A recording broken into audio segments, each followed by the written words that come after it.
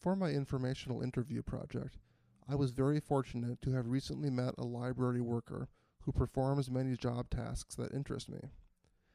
The man, Robert Williams, is a paraprofessional who works at Franklin Library in Minneapolis. Specifically, he works in the Franklin Learning Center, which offers educational opportunities to immigrants, refugees, and other people in need of assistance with learning. In the Learning Center, Robert coordinates ESL lessons for students, supervises volunteer tutors, and occasionally solves computer problems. Though I hadn't known Robert for very long before the interview, he was very kind to meet with me for 20 minutes. It was a casual interview and took place in an employee lounge at Franklin Library. Mr. Williams has many job duties at the Learning Center, but didn't seem at all overwhelmed. Primarily, he works with educational materials. In addition, Mr. Williams helps patrons in the Franklin Technology Center, keeps the Learning Center's filing system in order, and on occasion, attends seminars offered by the Hennepin County Library System. Overall, he seemed very happy to have the job duties that he has. In particular, he enjoys helping students. He said that was his favorite part of his job. As I am very interested in working in an educational capacity, it made a big impression on me that Robert was so satisfied with his occupation. Something else that he mentioned that he finds enjoyable is that in helping students with their education, he sometimes relearns old skills that he had forgotten. As for the least favorite part of his job, Robert seemed hard-pressed to think of something, and mentioned that he never likes to have to refer students elsewhere when their skill level is too basic. In his job, Robert said that he generally knows what he's supposed to be doing at any given time. So although there is a librarian who is nominally in charge, he has a fair amount of autonomy as to what he does. The atmosphere in the Learning Center was very relaxed, and I had the impression that whether he was weeding materials or helping a patron with a computer program, Robert could do his job tasks as needed, and without being told to do them. Though he derives a lot of satisfaction from his job, Robert readily acknowledged that there were a fair amount of challenges that he faces.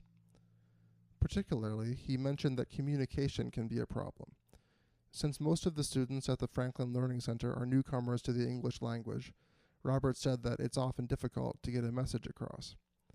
Also, he said that even though he spends most of his time organizing materials, there are challenges that he faces regarding the tutors.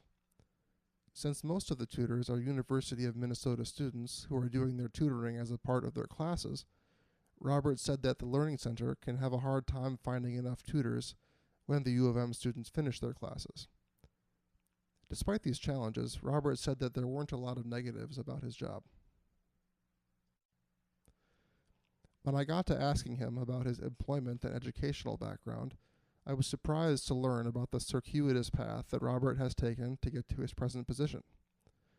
As far as education, Robert attended Minneapolis Community and Technical College, focusing on audiovisual technology.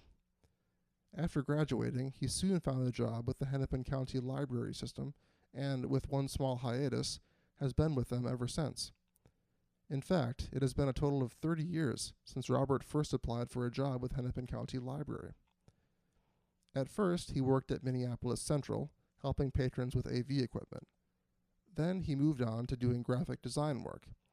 After that, he pursued other employment opportunities outside of the library, and finally, 2 years ago, Robert returned to the library system and has been working in the Franklin Learning Center. He said that he preferred his present job to what he used to do, though he did mention that he sometimes missed some of the things that he used to do at Central. As far as how he found out about opportunities with Hennepin County, Robert said that it had been so long that he couldn't remember. After conversing for a while, I asked Robert what I considered to be my most interesting question. Are there ever times when a patron will object to materials offered by the library? I have enjoyed our class's discussion of censorship, so I was happy that Robert supplied me with a detailed answer to my question. He said that there have been many times when patrons have objected to materials and library policies. Back in the 1980s, he said that parents would often take issue with the fact that children could browse the entire periodical collection, which contained a few titles that could be considered pornographic. As far as long ago, he also mentioned that Madonna's book Sex used to be kept behind the counter. Even though I'd forgotten to ask about filtering of websites on library computers, Robert himself brought it up, and said that there did used to be considerable controversy back when there was no filtering of any kind. While doing my library visits project, I was struck by how busy the employees were at almost all of the libraries that I visited. In particular, I found it very surprising that the employees at Franklin Library were so busy, yet didn't seem particularly bothered by the stress. To wind up my interview, the last question that I asked Robert was whether he felt that Franklin Library had enough staff. While he didn't say that they were understaffed, Robert did say that there were certainly times when he wished that there were more people to handle all that had to be done. He did say that they're certainly not overstaffed. I'm pretty sure that I thanked Robert about 5 times for letting me interview him. It was a great help to find someone who works in a library doing many of the things that interest me, and who was so generous with his time.